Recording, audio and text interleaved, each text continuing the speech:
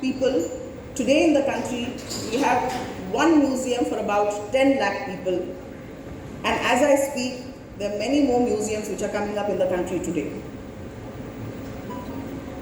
This number needs to change and grow. As the Honorable Prime Minister in the first Museum Expo said, that every household, if it preserves the family archives of its own generation, we will be capable of bringing a museum in every household. That is the potentials that museums have, and as museums grow, all of you who are here today, as part of this dialogue that we are doing through the International Museum Expo, need to come and think how we can reimagine the museums with changing technologies, with changing mindsets, and make our museums futuristic and design them for the next generation. It is very important as we speak of the museums. I'll not take much time, but I need to say a few things. Between the first edition and the second edition, the Ministry of Culture has actually laid very, very strong foundations for institutionalizing the work to enable the museums to have a very, very solid foundation on which they can build its superstructure. We are coming up with an act which is ready, which is in the second round of interministerial consultations. This act, called the Development of Museums Act, will provide a template for all museums, not just in the public sector, but also offers a template to museums in the private sector, to museums built by the states, by the NGOs, by the corporate houses, by the PSUs, to use that template and draw their own rules. That is one. The second is we are integrating the museum grant scheme and the scheme under which the science museums and the science cities are built, including programs like these, the flagship events, under one integrated scheme. And the budget is increasing exponentially in terms of what we envisage of the museums in the future. We have recently issued, based on the directory that we published last year, the first museum map of India. I am very happy to inform you that because we are celebrating this in Kolkata, the state government of West Bengal has the largest number of museums in the country today, standing at 99 museums in the country, followed closely by Maharashtra. Anurag ji and his team has also prepared a directory of the science museums in the country, which will be launched today. Of the 1,200 museums that we have in the country today, in the last 2 decades, 400 museums, which is 1/3 of the museums, have come up in the country only as a result of the 2 schemes under which grants are given to central, state, and private museums in the country. We are also, at this moment in time, once the directory is launched, you will figure out, we will also come up with a museum map of the science museums in the country. And I'm very happy to tell you that we have grown from 26 science museums, science centers, whatever you call it, to 110 museums today, which are part of the directory which is going to be launched today. Panelists which are here with us today, which are going to discuss various aspects of how the museums are being thought out, how the governance of museums is being done. And just to inform you, we have also come up with streamlined guidelines for hiring interns in the museums. campus selection for postgraduate students, and those postgraduate students will not just get a stipend but will also get huge amount of support and learning and the first experience of having worked in the government museums, and they can graduate from being interns to research assistants and research associates at par with what the JRF and the senior JRF fellows get in terms of emoluments. That is now an institutionalized policy, guidelines of the Ministry of Culture. Last year we also took out what is called a graphic novel for the first time, doing an outreach to both the students and the parents to enable them to look at options of employment in the museums, within the museums. As we begin to celebrate the second Museum Expo today, I urge all of you to please spread the message of science and arts being a part of the holistic integrated structure. I see Dr. Pant smiling at me because he has also very recently, inspired by an event that we did many moons ago, initiated what is called the Astro Night Sky Tourism in Uttarakhand. I'm very happy to report that that has become a phenomenal program, creating citizen scientists in the country. I will not take much of your time, but with deep sense of gratitude and profound sense of seeing what has happened, the turnover from the first to the second, I also wish to announce that we have decided the venue for the third International Museum Expo, as we will be celebrating the 49th International Museum Day next year, and the city of Gandhinagar will be hosting. We have got a request from the government of Gujarat for hosting the third edition, and with this announcement, I wish you all the best for the present celebrations and hope to remain a part of all future celebrations that NCSM and all members of this august delegation will allow us to take it from the first to the 100th and many more in times to come. Thank you very much for having me here and for taking out time to come and celebrate the International Museum Day with us. Thank you very much. By unveiling the mascot of IME 2024. This is an adaptation of Bakura terracotta horse, carrying the legacy of heritage and craftsmanship of Bengal. So here now is the moment. Sir इधर भी आके sir इधर भी एक जना अरे copy We are grateful to the dignitaries for their august presence and making the history.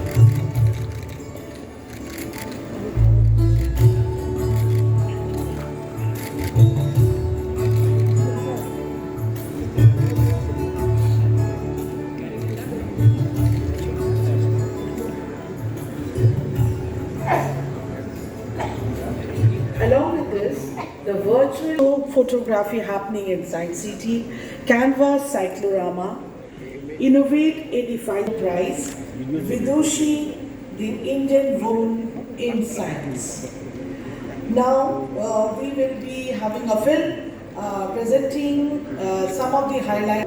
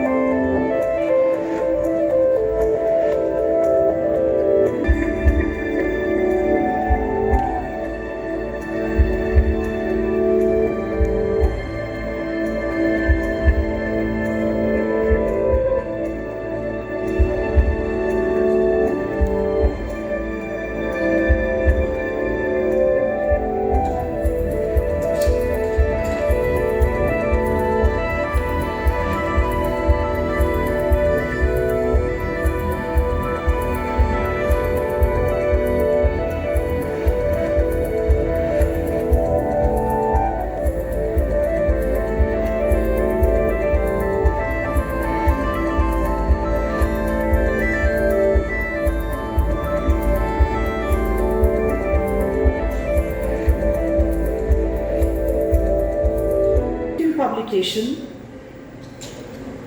The publications are as the Directory of Science Museums and Science Centers,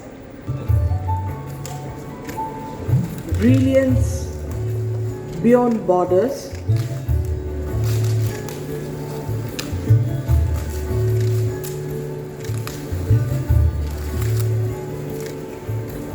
Transport Gallery,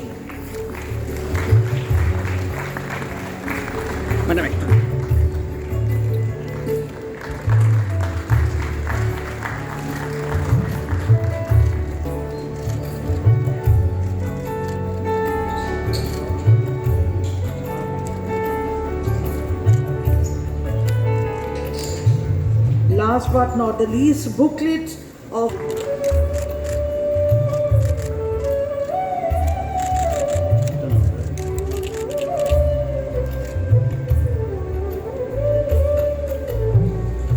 governing body NCSM, former DG CSIR, Secretary DSIR. For today's function, Shri Parijit Datta Chaudhary, Director General NCSM, Anurag ji, Samrinder ji, all the dignitaries in the audience, friends, colleagues.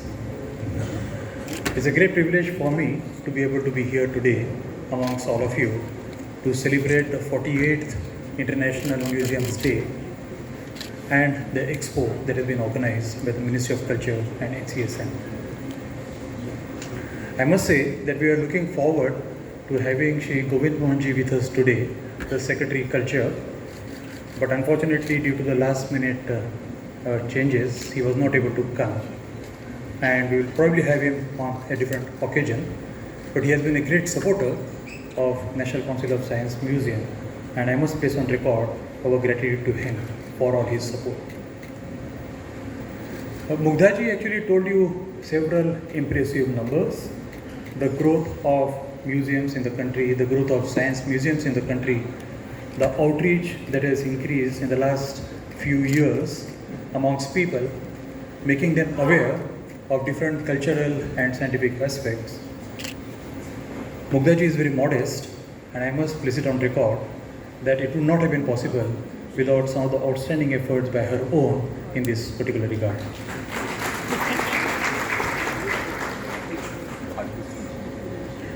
As the former head of CSIR family, I must also say that the National Council of Science Museum started under CSIR umbrella in the late 1970s, and then it was taken over by our sister ministry, Ministry of Culture, at that particular point of time.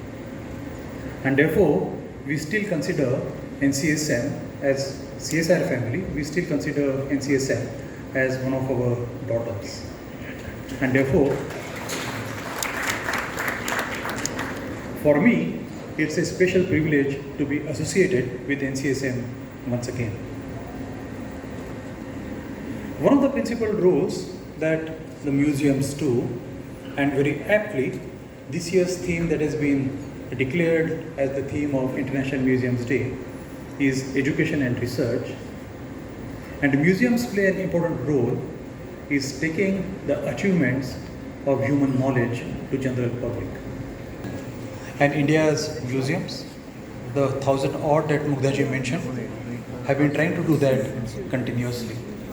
India's science, either historically or even the recent ones, are generally not been taken to public in a manner that they ought to have. And NCSM in this work is working continuously to take some of these achievements. I want to give a few examples of these. As all of you are aware, Calcutta has been one of the centerpieces in most of the knowledge generation in the country in last few hundred years. But perhaps some of the things that historically happened in Calcutta are not even known to people in Calcutta. There is a museum that NCSM has created along with Wellcome Trust and some other organizations on vaccines, for example. Today I believe that is in Bombay, but it was also displayed in Delhi for a short while. And that also talks about the practice of what we call as variolation, which is a precursor of vaccines that existed in India and China since the 11th and 12th century.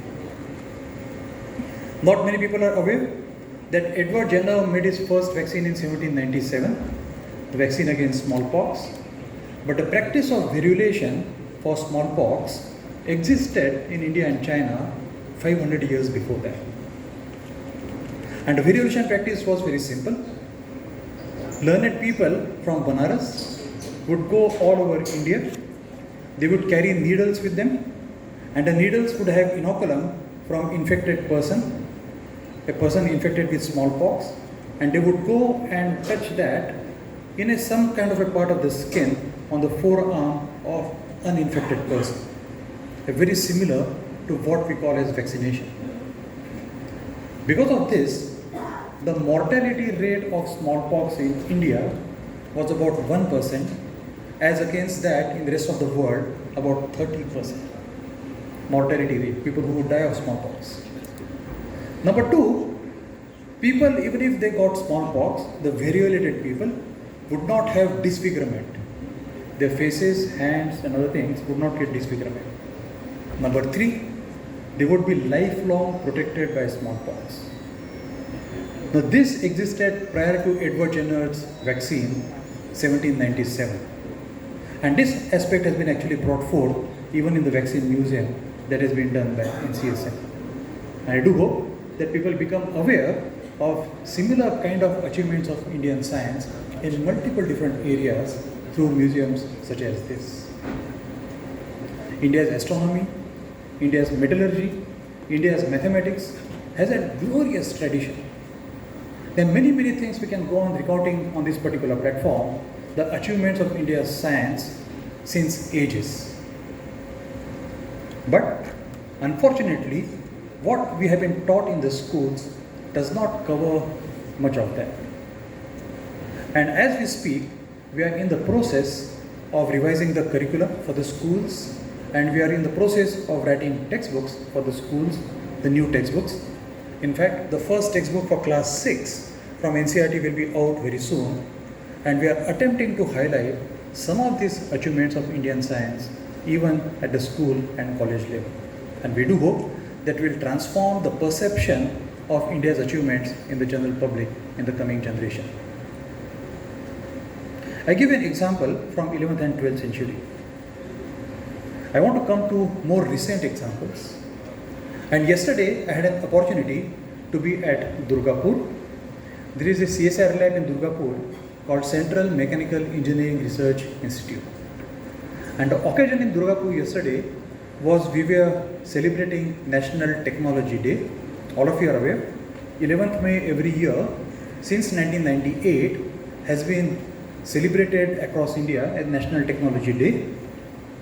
On 11th May 1998, 3 significant technologies were demonstrated to the country. One was Pokhran 2, that was carried out, the peaceful nuclear explosion as we call, by the Department of Atomic Energy. The second development was successful demonstration of the Trishul missile by the DRDO. And the third successful technology demonstration was the maiden flight of first indigenously made aircraft, Hansa, that was made by CSIR in AL. And the then Prime Minister, Shri Atal Bihari Vajpayee ji, was so overwhelmed by the emotions of these 3 demonstrations that he instantly declared 11th May as a National Technology Day. And as a part of that celebration, we did that yesterday, 7 days later, in Durgapur. But the other occasion was also to celebrate 50 years of India's indigenously made tractor called Swaraj. Now, when British left India in 1947, India practically had no industry. I mean, India's industry had begun in the right earnest by people like Jamshedji Tata, by people like Khwaja Hamid. So these people had started, for example, the iron and steel industry in Jamshedpur, or the power industry in Mumbai by Tatas. And Khwaja Abdul Hamid had started Cipla as the pharmaceutical industry. P.C. Rai had started Bengal Chemicals and Pharmaceuticals in Calcutta. But yet, India's industry was not sufficiently able to undertake some of the challenging problems in 1947. And because of that, we were dependent upon imports all the time. And in the mid-1960s, India faced one of the major crises of then, that for the first time since independence, we had faced a famine-like situation. You are aware of the famines? I don't need to remind in Bengal, the 1943 famine, which killed about 30 lakh people at that famine. 30 lakh.